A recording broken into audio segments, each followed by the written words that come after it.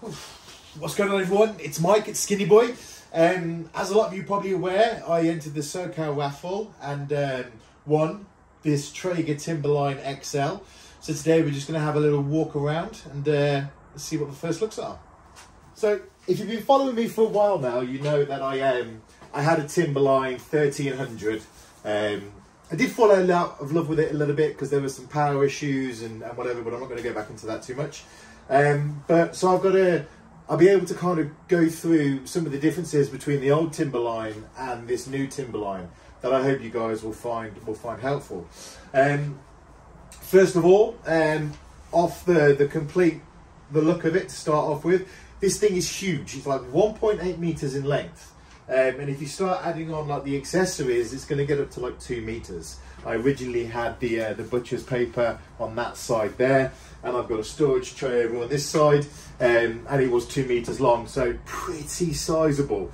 I've had to kind of have a move around the shack to kind of fit it in.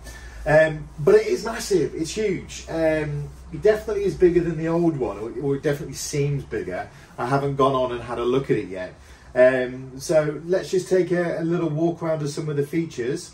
Before I do that though, as you're probably aware, there's no unboxing video because thankfully, apart from this side bench here with the induction, the rest of it, and obviously the pop and lock system, it already came assembled, which was brilliant because I hate building barbecues. I was expecting this whole 3-hour type build, but no, the whole unit came in one, and I was really happy about that. So I'm going to get you in on the Traeger now, and we're going to have a little have a walk around. So one of the first things we're going to go through, might as well start left to right. So this RAL system, this pop and lock system, is actually brilliant. I am impressed with that. Just throw things on the floor. Just very simple, guys. I'm only showing you this bit because the other bits are over there, and I'm not taking this bit off, or the bench, or the front shelf side. But literally all your accessories just clip on and you're ready to go. As you can see here, part of the prize was winning this butcher's paper holder. So I had to get some butcher's paper to go with that. But that's brilliant for me here now because I can actually just get that to go straight across the table whenever I'm using it. And you've got the front shelf, just clips up. A little bit annoying with the front shelf that you've got to get underneath to get inside the wardrobe, the cupboard area here. Couple of Traeger boxes for the pellets, and then you've got this under here, which is designed to hold, which is your grease catcher and your dust catcher. All goes into this little bucket, so it's a nice kind of easy cleanup. Slow closed doors, which is always a nice touch. Massive thing for Traeger at the moment is this induction hob. See if we can do this one-handed. Little holder at the back. This induction hob. This is supposed to be an absolute game changer. It's supposed to get really hot really quickly and be great for searing steaks and everything. So I am really looking forward to trying this out. Don't know why this just goes all the way around like that. Maybe it just does. We'll have a look at that later. We'll go on to the front, the main chamber in a second. But looking out onto the control unit here, 2 bamboo shelves in there, plus you can put your pellet box under there. You have to move the shelves out. So you've got your display, which we'll get on and have a look at in a minute. But underneath here, underneath it, you've got your power button, but you've got this tray here, this slider.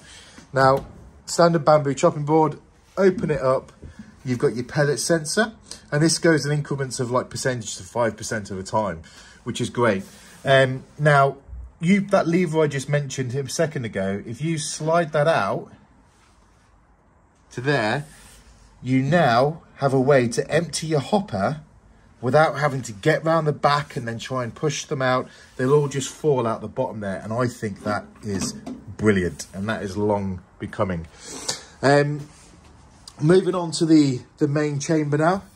Open this up. Now, the old Timberline, you had one massive grate at the bottom, and these come out individually, which I think, again, is brilliant. One thing that I haven't done, and don't ask me why, the grates have actually got a really easy way to get hold of them. Turn this around. When you put them in the right way, there's a handy little gap here. So let's take these out a second. Secondly, you've got your different levels now, where before on the Timberline, you only had your bottom and then your 2 levels, and that was it, it was fixed. But now you can actually change this to however you want it. So let me just get these grates out. Talk a little bit about the grease management system. In the old Timberline, you had the tray that used to slant down, no problem. What you then had under here was like a trough, and that trough is where all the grease would kind of build up. And I actually found a decorator's tool that would allow me to scrape all the inside and get it to go down the bottom into the grease trap. But what used to happen a lot of is when you fill the grill up, because the sides were exposed, all the grease would get down into the bottom, kind of get all mixed up with the dirt, with the dust. And it was a right pain in the backside to clean. Apparently this is going to be a lot easier. So what I do like is the fact that you've got this edge all around, like the Boil King. It allows, no matter where you put your food, it's going to then come into the grease trap here. So if we just lift the cap out a second, it all funnels down into here. And if I bring you in, you can see that foil tray at the bottom there. And you can also hear my echo, echo, echo, echo. So what we're going to do is we're just going to pull this out a minute.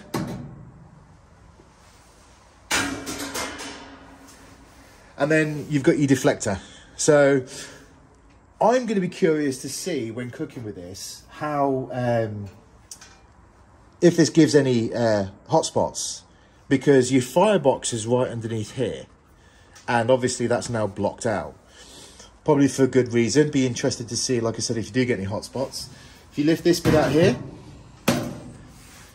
all you've got is that funnel that goes down. So what you've then got is you've got your hot box just here, and you've got your grease trap. This is like a porcelain inside, and this bit's to draw the dust and everything into this one bucket here.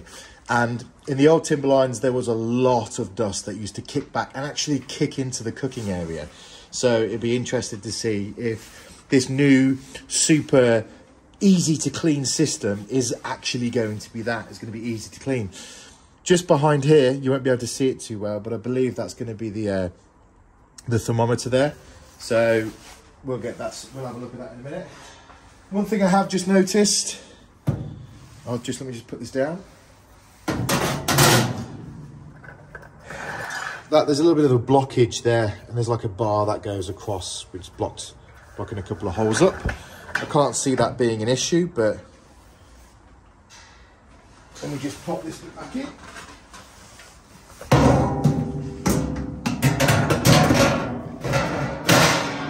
Ah, it's so cold out here today. And then we're going to put the grates in.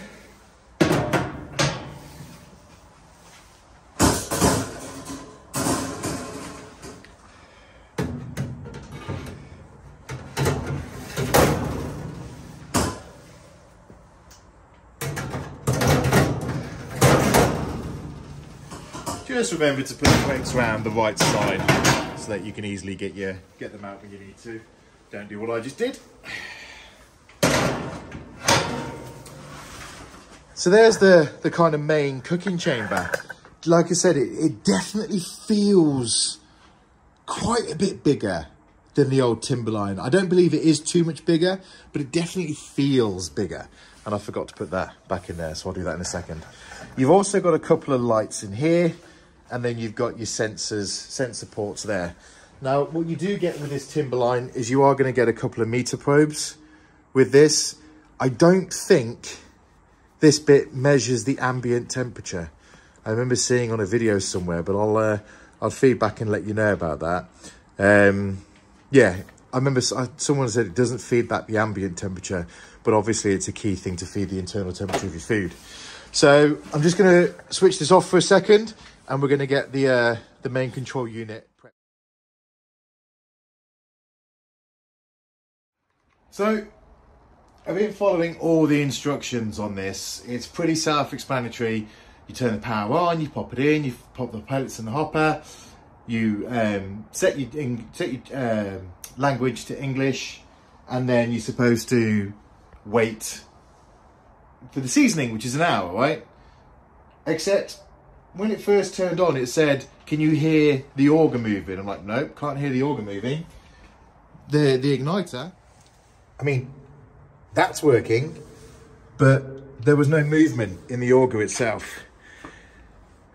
And after a few minutes, it kind of went to shutdown cycle in progress, igniter error. There's plenty of pellets in there. I mean, I do like the fact there's a light in there now. The light's on the side. But yeah, great. So we'll wait for the shutdown and then we'll see what happens. We'll try again.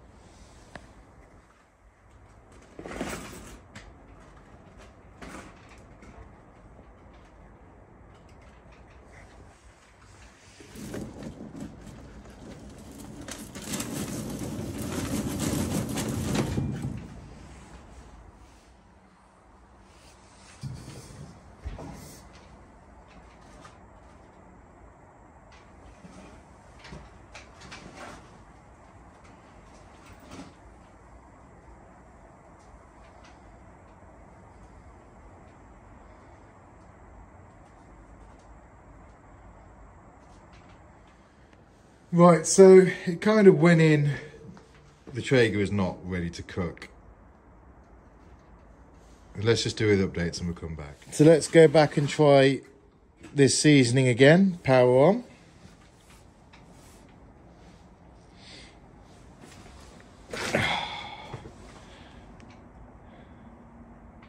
Give it a second. Here we go. As you can see, guys, there's plenty of pellets in there. Timberline is not ready to cook.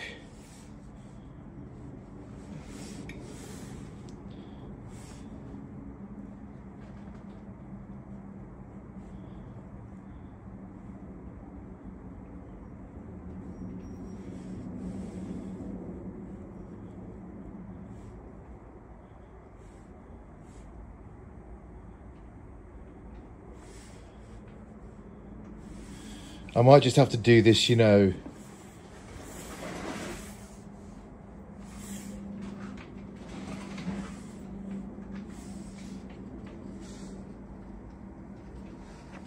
might have to do this manually. It's working now.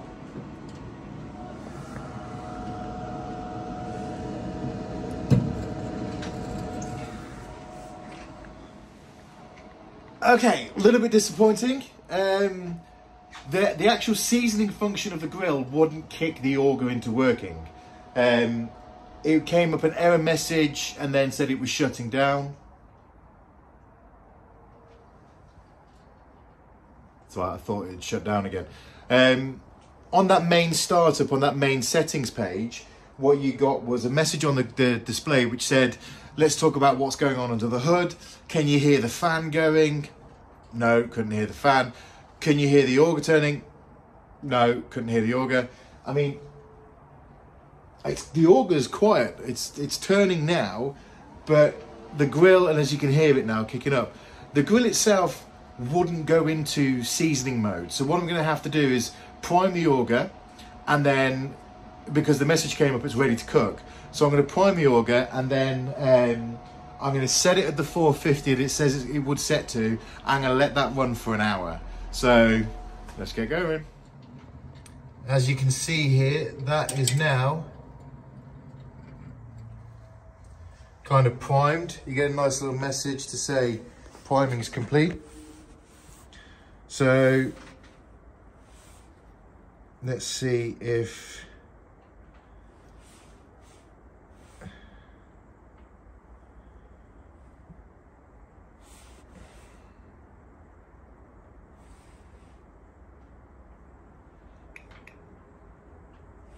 well, I don't like it in C, so we're going to go settings,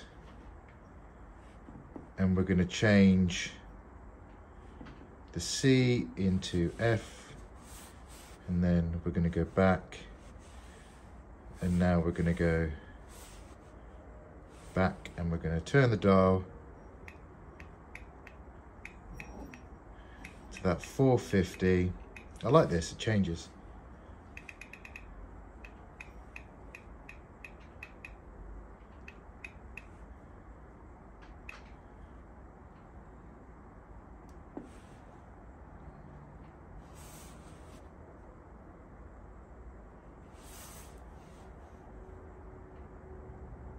Okay,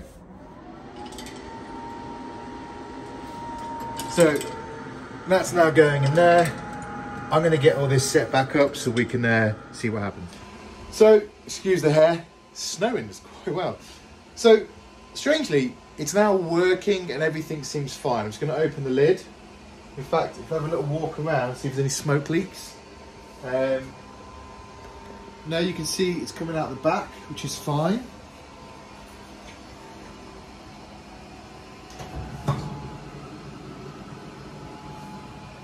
Plenty of heat coming off there.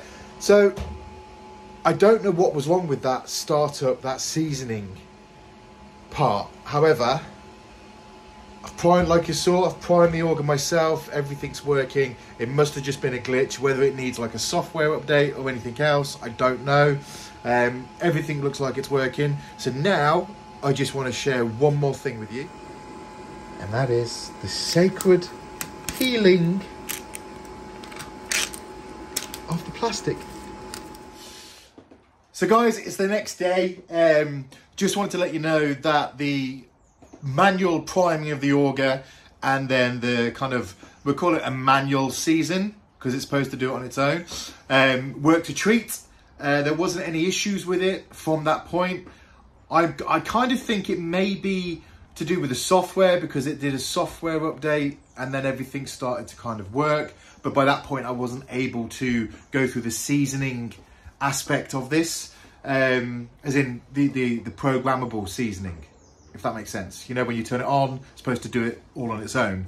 So, no, everything looks fine. Everything looks good. Still get quite a lot of dust kicking up out of that. But, you know, it is what it is. It's a pellet grill, it's going to happen. But yes, let's just flip around.